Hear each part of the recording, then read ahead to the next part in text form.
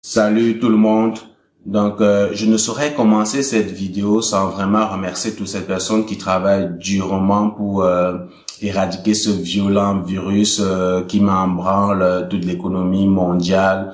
Je pense comme ça à toutes ces personnes de corps, de métiers spécialisés, c'est-à-dire des infirmiers, des médecins, les sapeurs-pompiers, la police qui travaillent dur. Je pense aussi à toutes ces personnes bénévoles là qui n'hésitent pas à mettre la main à la pâte pour vraiment éradiquer ce virus et éviter sa propagation. Il y a pas mal de personnes certainement qui se posent des questions avec la fermeture des frontières, qui se disent est-ce que ça vaut encore la peine de penser à l'immigration.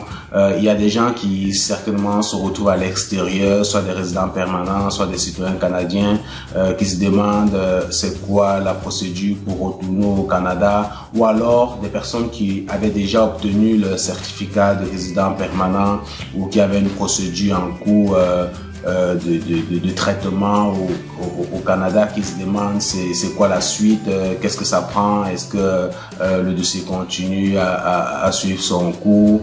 Je pense aussi à ces personnes qui avaient déjà constitué leur dossier et qui voulaient l'acheminer, mais qui se posent également des questions à savoir est-ce qu'il est mieux de garder avec eux leur dossier en attendant l'ouverture des frontières pour les acheminer dans les différentes provinces. Je pense aussi à ces personnes qui sont présentement au Canada dont le statut a expiré, soit des visiteurs, des résidents temporaires, qui se posent pas mal de questions sur la nature de leur statut, vu qu'ils ne peuvent pas retourner dans leur pays. Si tu te poses l'une de ces questions, je te demande de rester connecté sur ma vidéo jusqu'à la fin. On va essayer ensemble de répondre à toutes ces questions et bien sûr beaucoup d'autres questions. Donc, allez, reste connecté. La suite après le générique.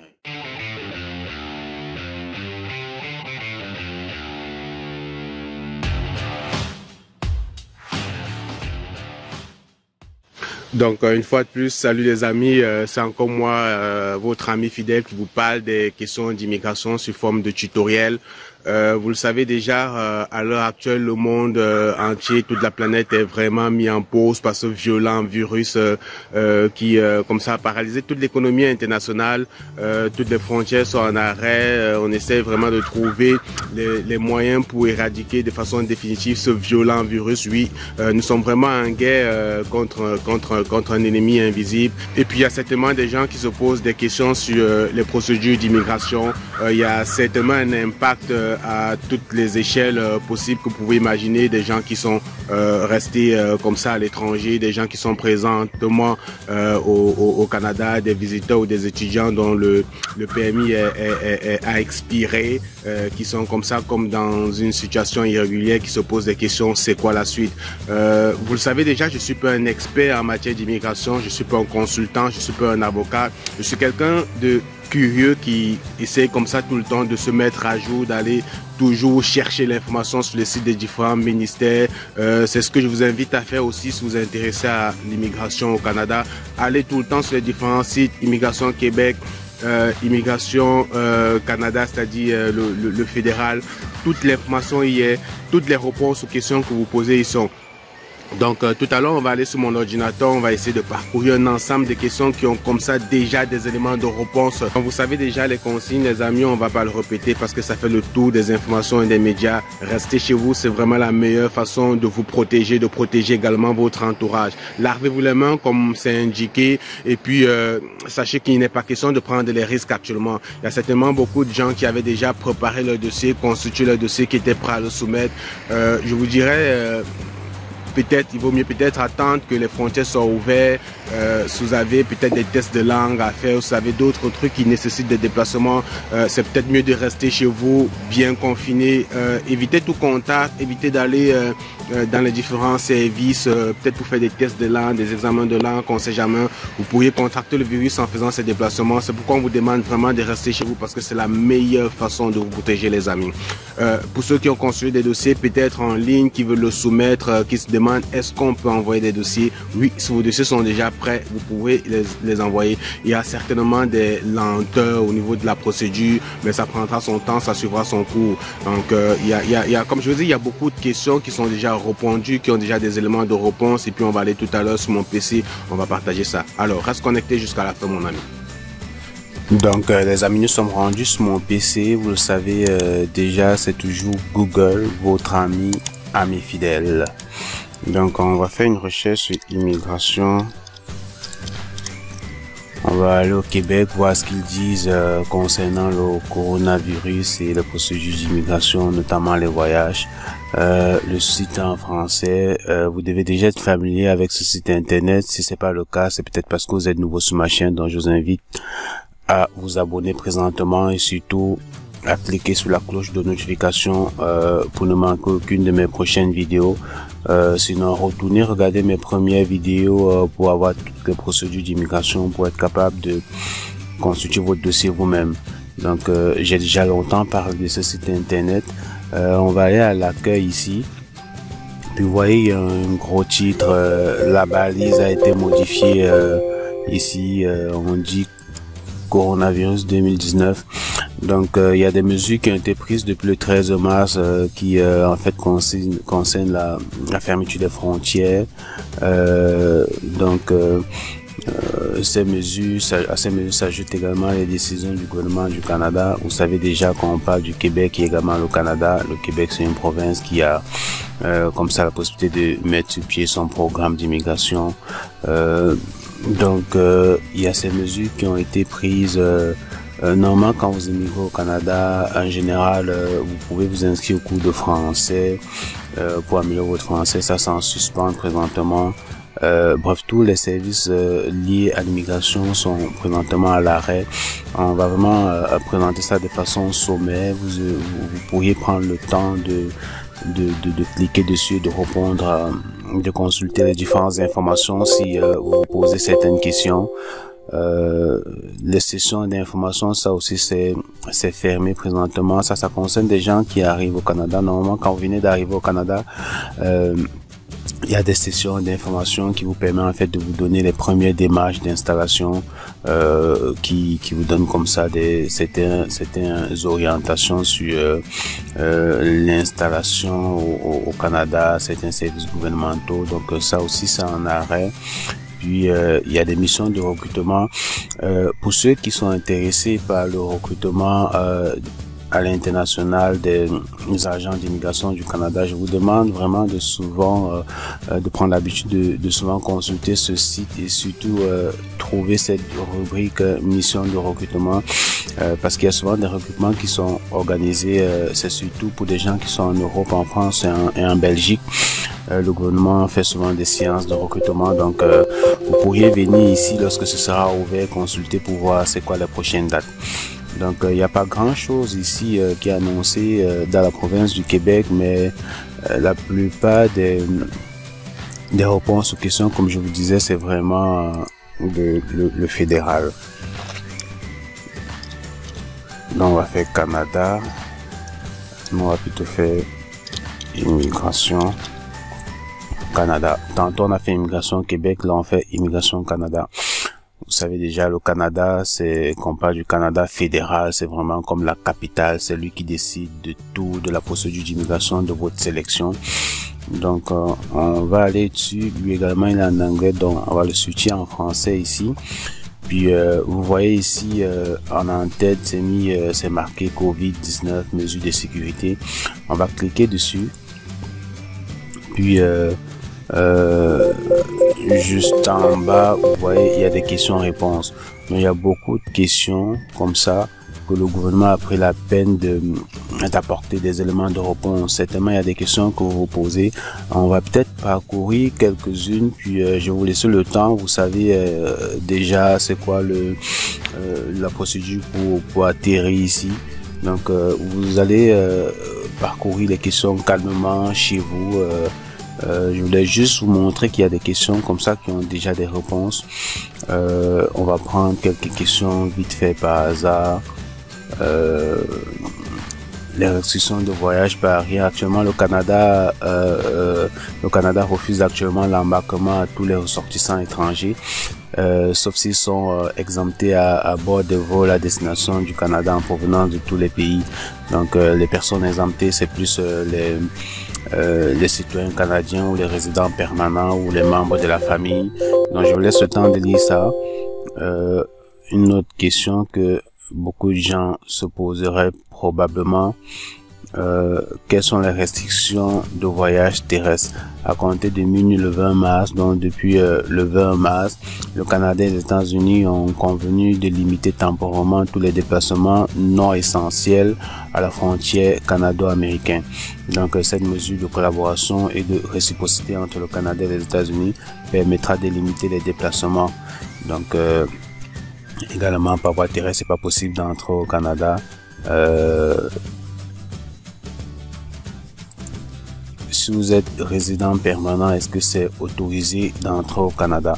Donc les résidents permanents débarqués qui ne présentent aucun symptôme seront autorisés à entrer au Canada. Si un résident permanent présente des symptômes, ils ne seront pas autorisés à se rendre au Canada par avion, mais ils pourront rentrer au Canada par voie terrestre et doivent s'isoler pendant 14 jours. Donc c'est pas mal ça. C'est-à-dire si vous êtes déjà résident permanent, que vous voulez absolument venir au Canada, vous pouvez seulement y arriver par voie terrestre. Il y a cette question qui est importante: continuez-vous à accepter et à traiter des demandes? Donc comme l'État a annoncé, des restrictions de voyage sont en place, nous continuons d'accepter et de traiter les demandes, bien que les ressortissants étrangers, à moins qu'exemptés, verront leur déplacement limité jusqu'à ce que la mesure soit élevée. Donc vous avez compris, actuellement on continue de recevoir les demandes, mais seulement il ne sera pas possible pour vous de voyager à moins que vous soyez exempté d'entrer au Canada. Donc comme on a dit, les exemptions concernent beaucoup plus les résidents permanents, les citoyens ou les membres de la famille, des familles directes. Donc c'est pas mal ça. Je vous laisse le temps de les parcourir et de vraiment, moi je vais vraiment à la volée. Mon objectif c'est tout simplement de vous montrer qu'il y a des questions que vous vous posez qui ont déjà des éléments de réponse. Donc quelle est l'incidence sur les travailleurs étrangers temporaires? Ça, c'est des gens qui sont actuellement au Canada, qui ont certainement un travail et que le permis de travail a expiré. Vous pourrez tout simplement lire ici pour avoir la réponse à vos questions.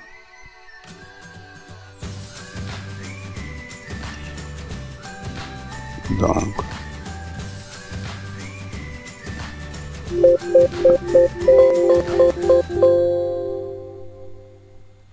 ici, qu'arrive-t-il aux personnes qui tentent de demander un statut temporaire ou permanent au Canada? Donc, comme l'État a annoncé, des restrictions de voyage sont en place. Cependant, aucune demande en cours ne sera fermée ou refusée en raison d'un manque de documents ou de l'incapacité de terminer le processus de demande à temps, comme fournir des données biométriques ou se soumettre à des examens médicaux. Enfin, donc ça veut tout simplement dire oui, vous pourriez continuer à envoyer vos dossiers et puis il y aura vraiment aucune sanction sur des délais, parce qu'on est conscient du fait que les frontières sont fermées presque partout. Si vous avez des données biométriques à fournir, on comprendra que vous ne soyez pas capable de les fournir dans les délais. Donc c'est pas mal ça. Ce qu'il faut comprendre, c'est que les données, les demandes continuent d'être acceptées, surtout les demandes en ligne. Il y a cette question aussi qui est importante. J'ai été approuvé pour la résidence permanente, mais je me suis toujours pas rendu au Canada. Puis-je encore venir? Donc vous avez obtenu votre résidence permanente, puis les frontières sont fermées. Vous vous demandez est-ce que vous pourriez toujours venir? Donc c'est toujours la même chose. Les frontières sont fermées. Donc la résidence permanente a été approuvée. avant l'annonce des restrictions de voyage, mais qui ne sont pas encore rendus au Canada pourront y venir. Les personnes touchées par des exemptions ne doivent pas essayer de se rendre au Canada immédiatement. Nous annoncerons quand les exemptions seront en place, la date étant prévue au début de la semaine du 22 mars 2020. Donc, il y a certainement des exemptions qui vont arriver. Il parle du 22 mars, mais nous sommes déjà le 24 mars. Donc, il y a peut-être des exemptions qui sont annoncées quelque part, mais c'est ça. Si vous êtes résident permanent, on a dit les résidents permanents, puis les citoyens peuvent arriver, mais vous comprenez que les seuls moyens d'accès, c'est la voie terrestre. Vous pouvez pas venir par avion. Donc, si vous êtes en Afrique, je me demande bien comment vous allez faire. Donc, c'est mieux d'attendre que les frontières soient de nouveau ouvertes.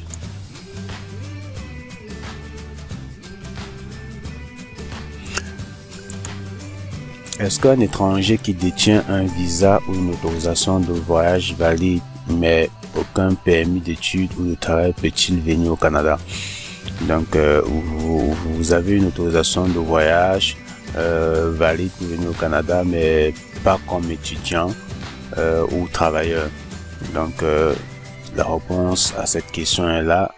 Bien qu'il existe des exemptions, bien qu'il existe des exceptions, la plupart des ressortissants étrangers qui détiennent un visa ou une autorisation de voyage électronique valide ne peuvent pas se rendre au Canada par avion pour le moment. Donc, en gros, vous comprenez que oui, on continue de recevoir des demandes, mais pour ceux qui ont déjà un visa ou une résidence permanente, malheureusement ne peuvent pas venir parce que il n'est pas possible de voyager par avion. Certes, on peut utiliser des voies terrestres, mais allez voir. Donc c'est pas mal ça. Il y a ce que je voulais vous montrer aujourd'hui. Je vais pas parcourir toutes les questions. Prenez le temps vous-même de regarder, de lire ça attentivement et puis d'avoir accès aux questions que vous posez. Donc j'espère que ça vous a été utile ce que je viens de partager avec vous. Je vais très prochainement conclure avec la procédure d'immigration pour le Québec, puis on va s'intéresser à la procédure d'immigration pour le fédéral. Donc une fois de plus, je vous invite à rester chez vous, rester confiné, éviter toute situation qui va vous exposer, comme aller à l'extérieur ou aller faire peut-être des tests de langue ou des trucs de ce genre. De toutes les façons, je pense que tous les services doivent être fermés également dans vos pays respectifs. Restez peut-être chez vous, faites tout ce qui est possible d'être fait en ligne exclusivement. Donc si tu as aimé ma vidéo, je t'invite à la partager, surtout abonne-toi pour ne manquer aucune de mes prochaines vidéos. Je t'invite à t'abonner tout simplement parce que tu le sais déjà, je fais quand même au moins 1 ou 2 vidéos chaque semaine et je te donne la procédure pour être capable de constituer toi-même ton dossier et d'immigrer au Canada, oui, parce que c'est quelque chose de facile. Merci, à la prochaine.